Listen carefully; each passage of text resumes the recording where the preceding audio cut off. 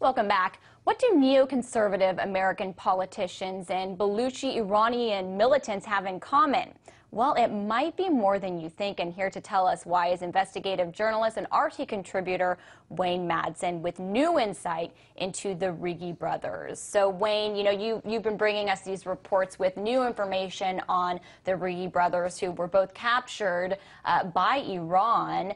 The latest is you have reason to believe that that the Rigi brothers are connected to the Shah from Iran. Well, their cousin is a man named Amanullah Khan Rigi, whose background is not in the hinterlands of Iranian Baluchistan, but he was a member of the Shah's royal court. The cousin, Amanullah Khan Rigi, has been a frequent guest at the American Enterprise Institute here in Washington, the big neocon citadel that brought us people like Ahmad Chalabi. Now, when you look at the background of Amanullah Khan Rigi, he makes Chalabi look honest by comparison. In 2000, the Rigi cousin, the elder Rigi, was involved in a scam where he was trying to pawn off as a mummy of a Persian princess, a daughter of Xerxes, the Persian king, trying to pawn that off as a real mummy, was involved in contacts with the Metropolitan Museum in New York. It turned out this was some poor, unfortunate young woman who was murdered in Pakistan, and it was found out to be a fraud. So we've got the same elements here with the attempt to go into Iran, as we saw with Iraq, with people like Chalabi, who brought us Curveball, the person who tried to tell us that Iraq had weapons of mass destruction. Aha. So do you see any kind of further implications here with this connection you've made?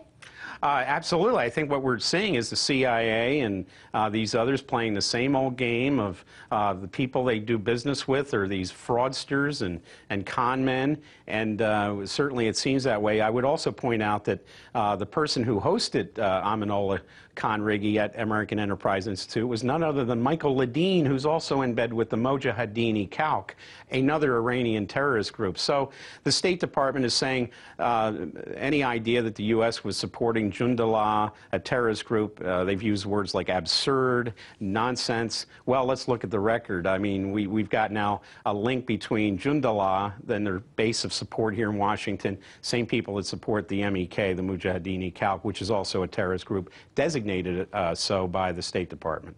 Well, and you've also connected the Rigi brothers to some other VIPs, Richard Holbrooke, billionaire George Soros. Tell us how this connection all works. Well, this is this whole idea of basically delegitimizing the Iranian government, and we see basically the people who are supporting these NGOs that are active in Iran, and certainly there was a lot of proof that the NGOs, including those supported by Mr. Soros, were involved in the street demonstrations, getting the people riled up during the Green Revolution after the what we were told was a fraudulent election by Mahmoud Ahmadinejad.